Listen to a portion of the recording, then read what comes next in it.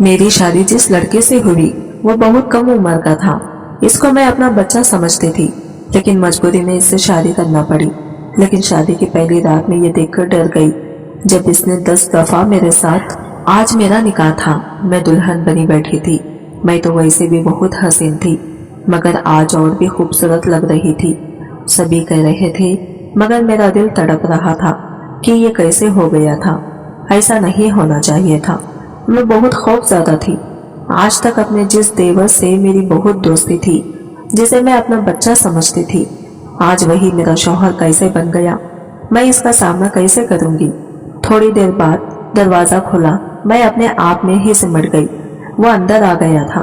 वो मेरे पास बैठा। मेरे हाथों में कपकपाहट हो रही थी। सारिम ने मेरा नाम पुकारा तो मैं सीख गई। आज तक वो मुझे राबेल भाभी कहता था और आज सिर्फ राबेल कह रहा था। मुझे बहुत बुरा लगा। मैं उठकर वॉशरूम जाने लगी कि इसने मेरा हाथ पकड़ लिया। राबेल, मेरी बात सुने। वो बहुत परेशान था। मैंने इसकी बात नहीं सुनी और इसे बुरा भला कहना शुरू कर दिया। वो मुझे समझाने लगा, मगर मेरे अंदर जैसे ये आग सी लगी हुई थी। मैंने अपनी सुर्ख चूड़ियां उतार दी, अपना दुपट्टा उतार फेंका जो कि लाल रंग का था। मुझे सारिम बेहद बुरा लग रहा था। मुझे सारिम से घिन आ रही थी। मैंने इससे कहा कि वो मेरे कमरे से निकल जाए। तभी वो मुझे समझाने लगा, अम्मी अब्बू क्या कहेंगे, मगर मैं कुछ सुनना नहीं चाहती थी। मुझ पर यह बंधन जबरदस्ती बांधा गया था। वो अफसोस से मुझे देखता कमरे से निकल गया। मेरी पहली शादी धूमधाम से हुई थी। अहमद ने मुझे एक शादी में देखा था और वो मेरे दीवाने हो गई थी। फिर तो इनके माँ बाप ने मेरे घर की दहलीज पकड़ ली। रोज आते थे कि राबेल का रिश्ता हमें दे दे। घर वालों ने ये रिश्ता कबूल कर लिया था। झट मंगनी और फट ब्याह हो गया। मैं बहुत खुश थी। अहमद का प्यार, इनकी मोहब्बत मुझसे संभाले नहीं संभलती थी। जितनी मोहब्बत वो मुझसे करते थे, इससे ज्यादा मैं इनसे करने लगी। घर में आंटी और मेरा छोटा देवर सारे सभी एक साथ रहते थे। जबकि मेरी ननंद तैयबा की शादी हो गई थी। वो अहमद से बड़ी थी। मेरी सास मुझसे बहुत मोहब्बत करती थी। मैं भी हर मुमकिन इनकी खिदमत करती और सारिम तो जैसे मेरे लिए किसी बच्चे की मानंद था। हर वक्त मेरे आगे पीछे घूमता रहता था। भाभी, आप बहुत अच्छी हैं। वो मेरा दुपट्टा चूमता, मैं इसे गले से लगा लेती। जब भी सारिम को कोई काम होता वो मुझसे कहता। मैं इसकी हर जरूरत का ख्याल रखती। वो अब बड़ा हो गया था, तभी कॉलेज जाने लगा तो कॉलेज के किस्से भी मुझसे शेयर करता था।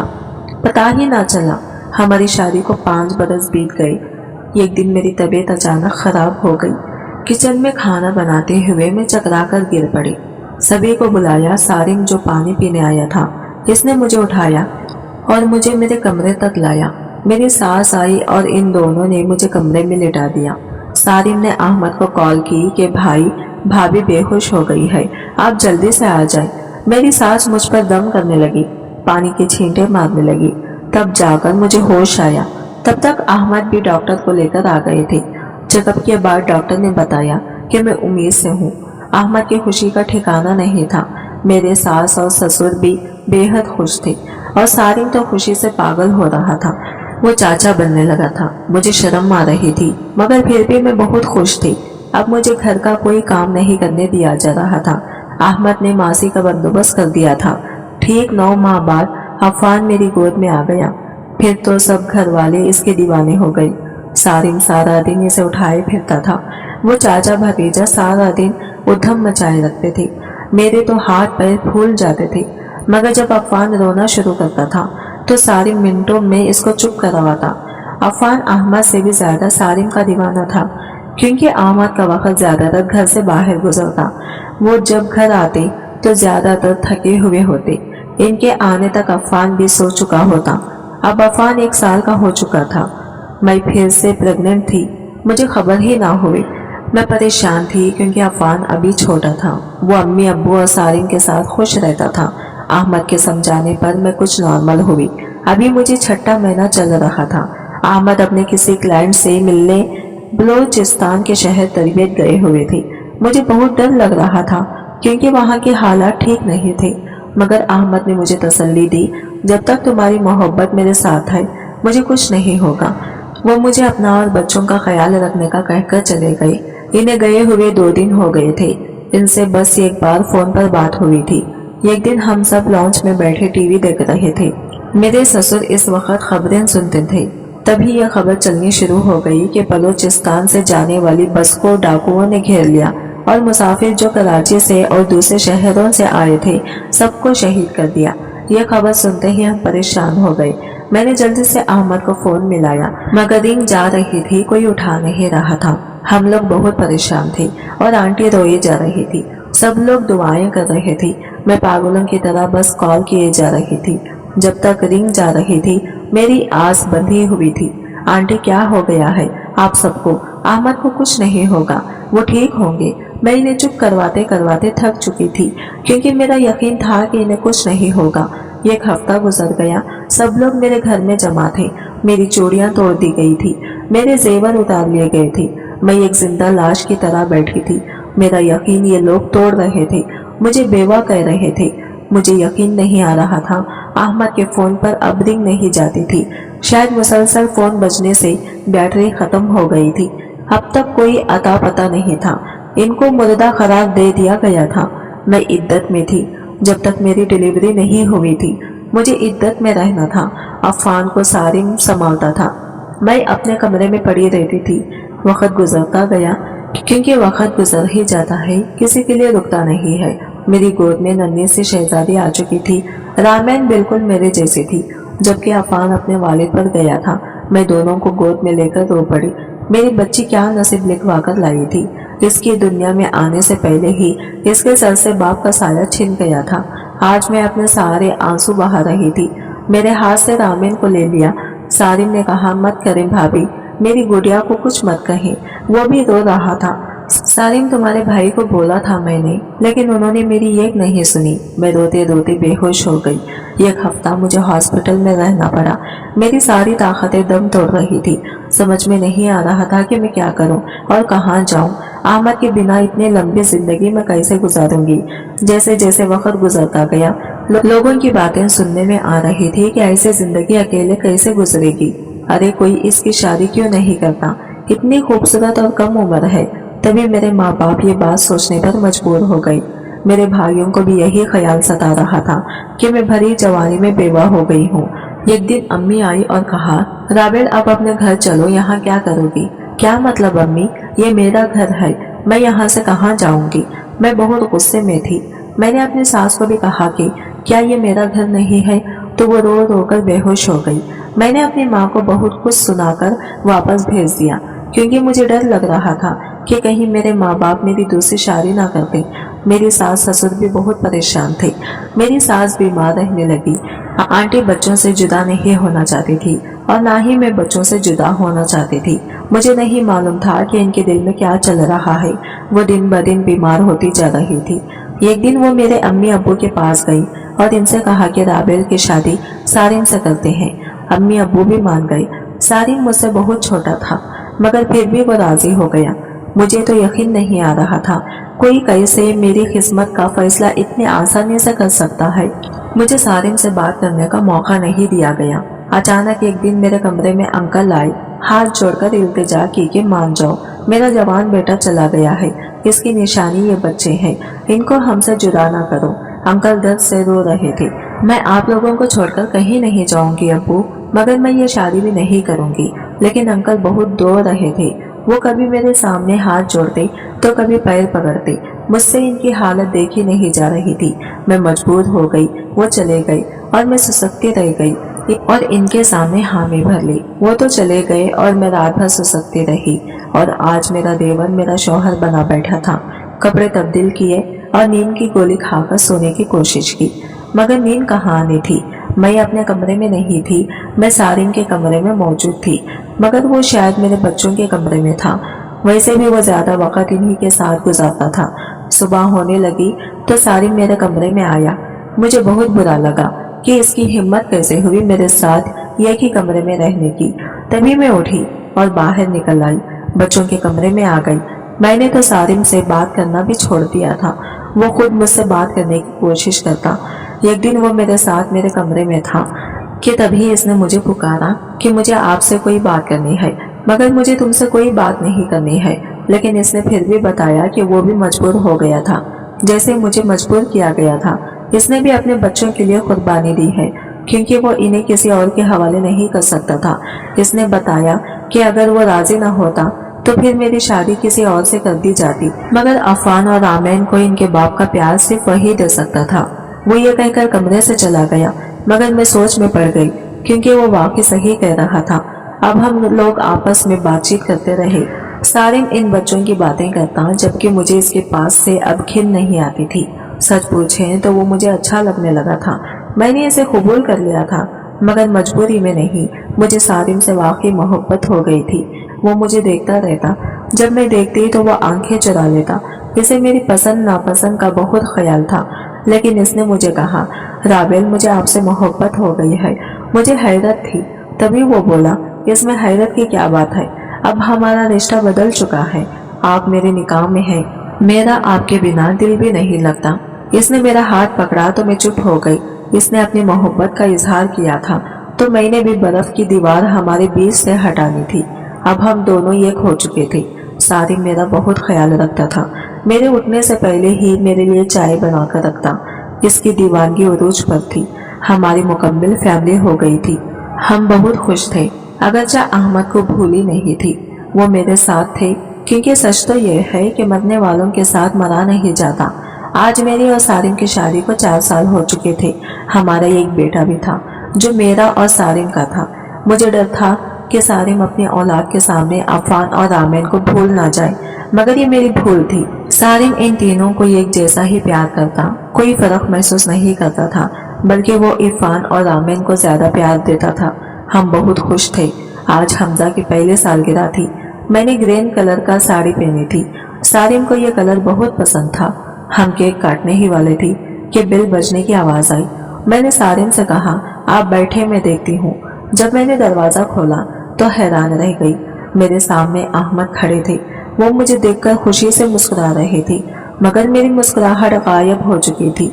सारिम पीछे से आवाजें दे रहे थे। जब वो आगे आए तो वो भी हैरान रह गए। मेरी तो आवाज ही नहीं निकल रही थी, मगर सारिम ने खुशी से भाई को पुकारा और फिर इनके गले लग गया। अंकल आंटी देखकर बहुत खुश हो गए। ये खुशी के आंसू थे, मगर ये सब लोग रो रहे थे। ये खुशी मैं थी जो खुश नहीं थी। अगर मैंने शादी ना की होती तो आज मेरी खुशी का कोई ठिकाना ना होता, मगर मैं बहुत परेशान खड़ी थी। अहमद ने बच्चों को प्यार किया। रामायण को वो पहली बार देख रही थी। वो 5 साल की हो गई थी। सबके पूछने पर उन्होंने बताया कि इनके डाकुओं ने कुछ लोगों को कैद में रखा था, जिनमें मैं भी शामिल था। हमें ऐसी जगह पर रखा गया था जहाँ कोई आबादी नहीं थी, बस पहाड़ी ही पहाड़ थे। हमसे काम करवाया जाता था और पैरों में जंजीरें बंधी हुई थी। एक आदमी ने वहां से भागने की कोशिश की तो इसका बुरा हशर हो गया था। तभी हम लोगों ने डर के मारे वहां से भागने की कोशिश नहीं की, मगर आज फौज की मदाखलत से हम सबको रिहा कर दिया गया। वो खुशी से बता रहे थे, सब बहुत खुश थे कि अचानक अहमद ने पूछा, ये बच्चा किसका है? वो हमजा को देख रहा था जो मेरी गोद में था। हम सबको साम सूंघ गया। सारिम ने कहा, ये मेरा बेटा है। वो बहुत खुश हुए, हमजा को गोद में लेकर प्यार करने लगे। तभी वो पूछने लगे कि सारिम की बीवी कहाँ है? तो सारिम ने इनकी बात डाल दी और कहा, खाना खा ले। मैंने खाना लगा दिया। सब लोग खाना खाने लगे। मैं और सारिम बस प्लेट में ही बीच ही चला रहे थे। आंटी अंकल भी बहुत परेशान थे। अब क्या होगा? मैंने डरते हुए पूछा। बेटा घबराओ मत, अभी इनको आराम करने दो, सुबह बात करेंगे। वो मुझे अपनी बीवी समझते हैं, मेरे बगैर कमरे में नहीं जाएंगे। मैंने इन्हें समझाया। तब सारिम ने अपना सर पकड़ लिया। मुझे इनको सब कुछ बताना होगा। मुझ में इनका सामना करने की हिम्मत नहीं थी। अंदर से बातों की आवाजें आ रही थी। कुछ देर बाद आवाजें बुलंद होने लगी। तुम ऐसा कैसे कर सकते हो? वो चिल्लाने लगे। भाई मेरी बात को समझने की कोशिश करें। सारिम समझा रहा था, पर वो कुछ सुन नहीं रहे थे। अहमद सख्त गमो गुस्से की हालत में थे। इनको लग रहा था कि सारिम की बुरी नजर थी मुझ पर, तभी इसने मुझसे शादी कर ली। वो सारिम का गिरेबान पकड़े हुए थे। भाई में मजबूर हो गया था। वो भी तेज आवाज में बोल रहा था। अंकल आंटी भी इसे समझाने लगे कि हम जवान लड़की को कब तक अपने घर में बिठा कर रखते। कोई और बाप होता तो बच्चों का क्या होता? اس لیے ہم نے یہ فیصلہ کیا، ان دونوں نے یہ سب بچوں کے لیے کیا ہے۔ احمد اب چپ ہو گئے تھے، وہ سمجھ گئے تھے کہ ان کے بعد حالات کیسے ہو گئے ہیں۔ ٹھیک ہے امی، لیکن اب تو میں آ گیا ہوں، اب رابل میری بیوی ہے، انہوں نے فیصلہ سنایا۔ سالم کے ماتھے پر بل پڑ کے میرے دھڑکنیں بڑھ گئی تھی۔ نہیں بھائی، اب وہ میری بیوی ہے، آپ کی نہیں، سالم نے ہمت کر کے کہا۔ تبھی وہ چلانے لگے۔ تبھی انکل بیچ میں آئے اور دونوں کے سامنے ہاتھ جوڑے کہ چپ ہو جاؤ، میں یہ فیصلہ تم دونوں پر نہیں چھوڑتا، ہمیں فتویٰ لینا پڑے گا۔ سب لوگ اپنے کمروں میں جاؤ، اب رات کو کسی کو نیند نہیں آئی۔ سالم میرے فون پر میسج کیے جا رہا تھا جبکہ میں بچوں کے کمرے میں تھی۔ اس کو ڈر تھا کہ اسے چھوڑ نہ دوں۔ میں کوئی جواب نہیں دے رہی تھی۔ میرا ساتھ مت چھوڑنا، سالم میسج کر رہا تھا۔ میں نے کوئی جواب نہ دیا۔ اذان کی آواز پر سب اپنے کمرے سے نکلے، سب نے نماز ادا کی۔ گھر کے مرد مفتی صاحب کے پاس گئے تاکہ وہ ان سے مشورہ کر سکے۔ وہ واپس آ گئے تھے۔ میں بہت پریشان تھی۔ احمد میرا کل تھے، سالم میرا آج تھا۔ دونوں میری محبت تھے، مگر سالم کا پلڑا بھاری ہو رہا تھا۔ میں اسے بہت محبت کرتی تھی۔ اس نے میرے لیے اور میرے بچوں کے لیے جو قربانیاں دی تھی، میں وہ نہیں بھول سکتی تھی۔ میں احمد کی دوری سہتی گئی تھی، مگر شاید سالم کی نہ سہ پاتی۔ سالم اندر آیا، اس نے مجھے تڑپ کر دیکھا، مجھ سے پوچھنے لگا کہ میرا ساتھ چھوڑ تو نہیں دو گی۔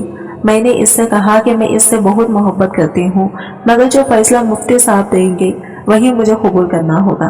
شام تک سارے خاندان میں خبر پھیل چکی تھی کہ احمد واپس آ گئے ہیں۔ لوگ جمع ہو رہے تھے، مبارکباد دے رہے تھے۔ جو بھی آتا مجھے عجیب نظروں سے دیکھنا شروع کر دیتا۔ کچھ لوگوں نے مجھ سے پوچھا کہ اب تم کس کی بیوی ہو؟ سب لوگ اپنے اپنے مشورے دے رہے تھے اور میں تنگ آ کر کمرے میں آ گئی۔ یہ دن جیسے سولی پر گزارنے تھے۔ میں امی کے گھر آ گئی تھی۔ سب لوگ مجھے سوالیہ نظروں سے دیکھ رہے تھے۔ میں صبر کر رہی تھی۔ بچوں کو احمد یاد نہیں تھے، سالم کے لیے روتے اور تنگ کرتے۔ ایک دن میں نے سالم کو فون کیا کہ عفان کو واپس لے جاؤ، وہ یہاں بہت تنگ کرتا ہے، جبکہ میں کسی کا سامنا نہیں کرنا چاہتی تھی۔ احمد نے ایک دو مفتیان دن سے مشورہ کیا تھا، ان سب کا یہی جواب تھا کہ میں اب سالم کی بیوی ہوں۔ وہ بہت غصے میں تھے۔ انہوں نے سالم سے کہا کہ وہ مجھے طلاق دے دے تاکہ وہ مجھ سے پھر سے شادی کر لیں۔ اس بات پر سالم راضی نہیں تھا۔ اب مفتی صاحب واپس آ چکے تھے۔ انہوں نے شام کا وقت دیا تھا۔ شام ہو گئی تھی، بس سب فتویٰ لینے کے لیے چلے گئے۔ مفتی صاحب نے سب سن کر کہا، دیکھیں جب آپ کا بڑا بیٹا 5 سال تک نظر نہیں آیا، نہ ہی اس کا کچھ آنے کا آثار تھا، ایسے میں اسے ملتا مانا جاتا ہے۔ شریعت کے روح سے اتنے عرصہ تک نکاح خود بخود ختم ہو جاتا ہے۔ اگر شوہر زندہ بھی ہو، بیوی سے کوئی رابطہ نہ رکھے، یعنی بیوی کو علم نہ ہو کہ وہ کہاں ہے، زندہ بھی ہے یا نہیں، تو نکاح خود بخود ختم ہو جاتا ہے۔ اب ایسا ہے کہ آپ کی بہو نے عدت بھی گزاری، پھر بھی 1 سال انتظار کیا، مگر کوئی جواب ان کو نہ ملا، تو وہ آزاد تھی، اور جو نکاح ہوا ہے وہ جائز طریقے سے ہوا ہے۔ اب رابل بیٹی اور سالم میاں شوہر اور بیوی ہیں۔ دینی اور دنیاوی دونوں قانون یہی فیصلہ سنائیں گے۔ انہوں نے احمد سے کہا کہ وہ صبر کرے اور قسمت کے فیصلوں کو مان لے۔ میں بہت پریشان تھی، مگر سالم پر نظر پڑی تو کچھ سکون ملا، کیونکہ وہ پرسکون تھا، جبکہ احمد بجھے ہوئے تھے۔ وہ آ کر جیسے ہی بیٹھے، احمد نے سالم سے کہا کہ وہ مجھے طلاق دے دے۔ سالم حیران تھا، سبھی گھر والے حیرت پر تھے، جبکہ وہ اپنی بات پر قائم تھے۔ احمد بند تھے کہ سالم مجھے طلاق دے دے، وہ مجھ سے دوبارہ نکاح کریں گے۔ اس بات پر ان کی بحث بڑھتی جا رہی تھی۔ وہ ہاتھا پائی پر اتر آئے۔ میں بہت ڈر گئی تھی۔ گھر میں طوفان برپا تھا۔ جب یہ دونوں ایک دوسرے کی جان کے دشمن بن گئے تو پھر میں نے خود کو زخمی کر لیا کہ میں ہی سب کی وجہ ہوں، تو کیوں نہ میں ہی مر جاؤں۔ تبھی میں بے ہوش ہو گئی۔ مجھے ہاسپٹل لے جایا گیا۔ میرا بہت خون بہہ رہا تھا۔ جب ہوش آیا تو سارے میرے پاس تھے۔ وہ مجھے دیکھ کر بہت خوش ہو گئے۔ میں ناراض تھی کہ مجھے کیوں بچایا، اس سب کی وجہ میں ہوں، مجھے مر جانے دیا ہوتا۔ اتنے میں احمد بھی آ گئے۔ وہ اپنے کیے پر بہت شرمندہ تھے اور مجھ سے معافی مانگ رہے تھے۔ میں بہت رو رہی تھی۔ قسمت نے ایسے دوراہے پر لا کر کھڑا کر دیا تھا کہ ایک راستہ چلنا بہت مشکل تھا۔ میں گھر آ گئی تھی۔ احمد نے بیرون ملک جانے کا فیصلہ کر لیا۔ اب وہ ہمارے بیچ نہیں رہ سکتے تھے۔ وہ جاتے جاتے میرے کمرے میں آئے۔ میں نے احمد سے معافی مانگی۔ وہ کہنے لگے مجھے تم سے کوئی گلہ نہیں۔ وہ الٹے قدموں سے باہر جانے لگے۔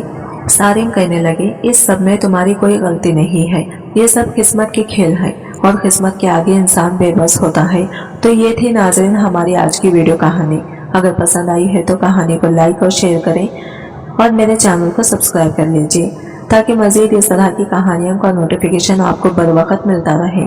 मिलते हैं एक नई वीडियो के साथ, तब तक के लिए बाय बाय, टेक केयर, अल्लाह हाफिज़।